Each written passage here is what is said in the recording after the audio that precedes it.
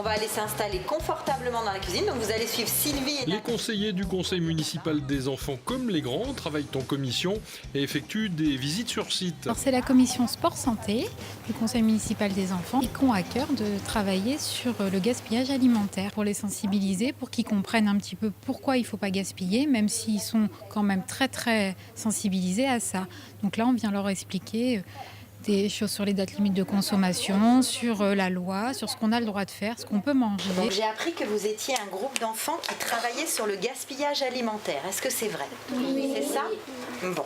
Donc ici, vous êtes dans le bon endroit qui permet justement de ne pas gaspiller l'alimentation. Une épicerie sociale et éducative, ça sert en fait à aider les gens dans la réalisation d'un projet.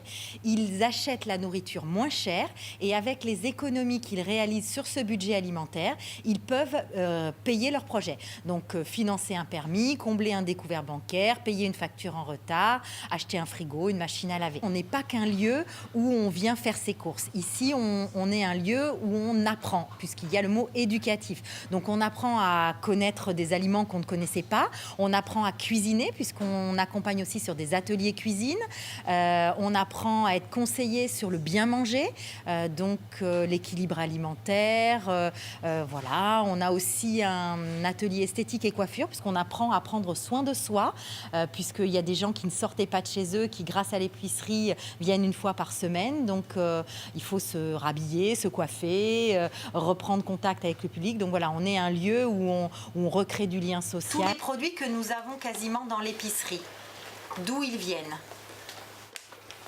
Est-ce que vous avez une idée? Ils viennent des champs et d'autres pays. Ils viennent de marques qui donnent des choses. Oui, ça c'est une très bonne réponse. Très très bonne réponse. Ils viennent de marques qui effectivement se débarrassent de produits. Alors je vais vous aider un peu parce que c'est pas facile. En fait, tous les produits, quasiment tous les produits qui sont à l'épicerie sont des produits qui normalement auraient dû aller à la poubelle. Savoir lire les dates de validité des produits en conserve ou en sachet est presque une science. Les enfants vont se régaler avec des produits transformés à partir de produits qui ne sont plus mis en vente. Il y a du chocolat, de la pâte sucrée avec de la framboise. Et tu savais toi qu'on pouvait fabriquer des bons gâteaux avec des produits qu'on ne voudrait pas acheter d'habitude? Non. Non, au début, je ne savais pas avant de venir. Tu vas raconter ça dans ta famille? Bah oui. Tu vas essayer de les convaincre? Oui. C'est très bon. Oui. C'est bon. Alors qu'est-ce qu'il a de particulier? Le 5 octobre 2017. Il y a de la compote Blédina périmée depuis 2017. Ouais, mais on risque rien avec ça. Non. Donc c'est bon. Les carottes périmées qui datent de 2017, ça m'a choqué. Aussi les produits, parce que moi d'habitude j'utilise des produits de supermarché. Et ça te fait peur quand on est tout près de la date? Oui, ça me fait très peur. Même avant que j'achète, je regarde toujours avant.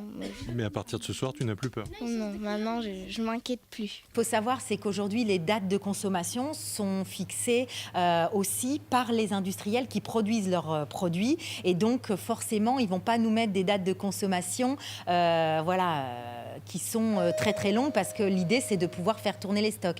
Donc, par exemple, sur le pain de mie, des produits qui peuvent être vendus en DLUO dépassé. Donc, la DLUO, c'est du à consommer de préférence, mais qui peuvent être vendus par l'épicerie au moins un mois après la date dépassée, qui n'est pas aujourd'hui commercialisée par le supermarché, même s'il pourrait le faire. Mais il ne le fait pas pour sa clientèle parce que ils ont des démarches commerciales différentes de celles d'une épicerie sociale. Il y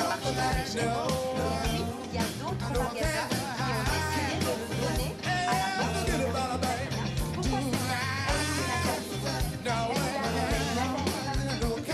Alors ce qu'on va essayer, c'est de travailler sur les cantines, parce que la cantine, c'est leur quotidien. Donc à voir comment on peut mettre en place des choses pour que dans les cantines, on gaspille moins, pour que eux, au quotidien aussi, régulent leurs habitudes et puis peut-être sensibiliser les autres, voir ce qu'on va pouvoir faire pour qu'ils sensibilisent leurs copains à moins gaspiller. Et ils sont vraiment porte-parole, donc ils aiment beaucoup diffuser ce qu'ils apprennent, ce qu'ils savent. Et c'est vrai que oui, je pense que la transmission passe bien.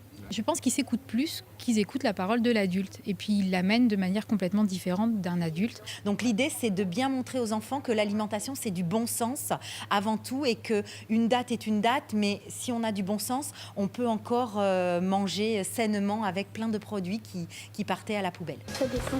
Alors, ce qu'il faut savoir, c'est que les compotes que l'on achète dans le commerce, ça pollue énormément la planète. Et il y a très très peu de compotes pour un gros emballage plastique.